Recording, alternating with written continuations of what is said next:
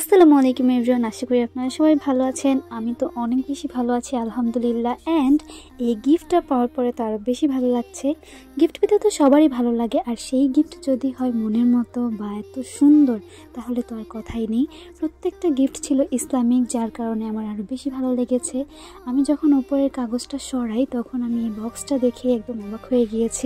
আমি জানতাম যে আজকে আমার জন্য গিফটটা আসবে, কিন্তু এত সুন্দর হবে তা আমি ভাবিনি।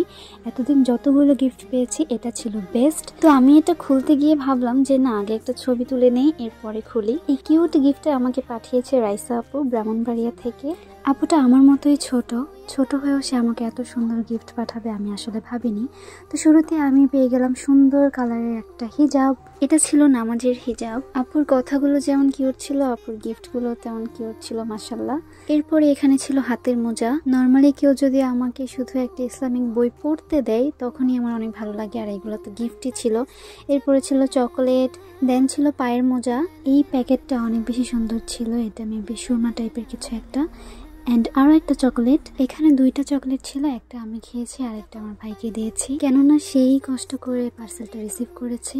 এরপরে ছিল কিউট কয়েকটা ফুল, মোট 4টা ছিল এখানে। আমার সব থেকে বেশি যেই জিনিসটা পছন্দ হয়েছে সেটা হচ্ছে এই কোরআন শরীফটা। এটা এত বেশি সফট ছিল, এটার কালারটা তো আপনারা দেখতেই পাচ্ছেন। এটা পেয়ে আমি এত বেশি এক্সাইটেড হয়েছিলাম, মানে আমি কি করবো আমি বুঝতে পারছিলাম না। এরপর ভাবলাম আগে একটা ছবি তুলি। এরপরে এক্সাইটমেন্টের কারণে আমি তাড়াতাড়ি এটাকে খুলে নিলাম, এবং ভিতরের দৃশ্যটা দেখে তো আমি আরো বেশি অবাক হয়ে গেছি। এত সুন্দরভাবে ডিজাইন করা ছিল বিভিন্ন কালার মিক্স করে, আর উপরের পার্টটা ছিল একদমই নরম। দেন ছিল একটা তাসবিহ, এটাও একদম পিঙ্ক কালারের, সবগুলো একদম পিঙ্কি অনেক কিউট। এরপরে ছিল একটা আতর, এটার উপরের বক্সটা পিঙ্ক কালারের। এরপরে আরো একটা তাসবিহ, এরপরে একটা সকাল সন্ধ্যার দোয়ার ছোট একটা বই, দেন একটা কার্ড ছিল, এটা মেবি কোরআন শরীফের ভেতরে চিহ্ন রাখে।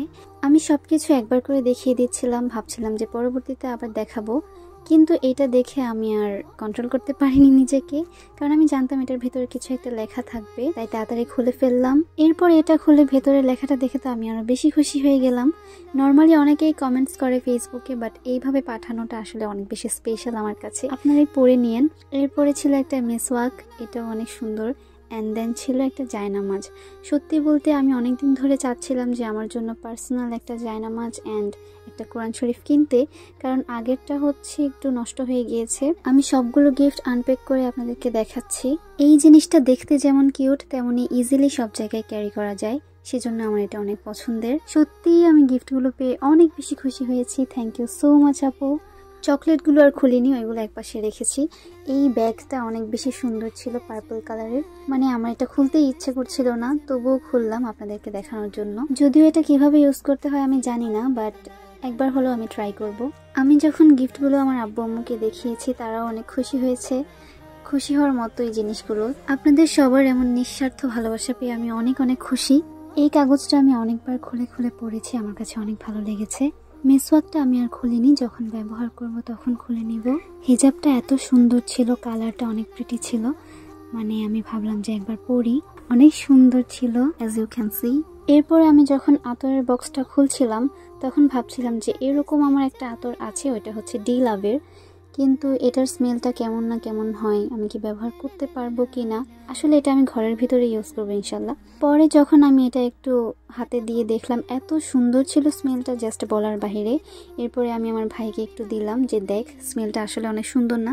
সে বললো যে হ্যাঁ আসলেই সুন্দর। আমি সব আতরের স্মেল সহ্য করতে পারি না, বাট এটার স্মেলটা অনেক সুন্দর ছিল। এরপরে আমার কাঙ্ক্ষিত কোরআন শরীফটা আমি আবারও হাতে নিলাম। আমি যখনই এটা খুলছিলাম তখনই জাস্ট অবাক হচ্ছিলাম। আমার রিয়েকশনটা এত জোস ছিল, কিন্তু অনেক বেশি নয়েজ ছিল, তাই আমি ভিডিওর ভয়েসটা কেটে দিয়েছি। আমি তখন শুধু ভাবছিলাম যে কখন আমি এটা পড়তে পারবো, কেননা তখন তো আমি ভিডিও করছিলাম, তাই পড়তে পারিনি। আসলে এত সুন্দর জিনিস দেখলে পড়ার ইচ্ছা আরো বেড়ে যায়। অবশেষে এই লাল টকটকে জায়নামাজটা আপনাদের খুলে দেখিয়ে দিচ্ছি। আপুটার জন্য অনেক ভালোবাসা রইলো। অ্যান্ড এই কিউট তাসবিটা তো আমি যখন পেয়েছি তখনই আমি পরে নিয়েছি, অনেক বেশি ভালো লেগেছে। সব শেষে আবারও আপু তোমাকে অনেক থ্যাঙ্কস, আর সবাই আপুর জন্য দোয়া করবেন। আপনাদের সবার জন্য দোয়া এবং ভালোবাসা থাকবে, আমার জন্য দোয়া করবেন। আল্লাহ হাফেজ।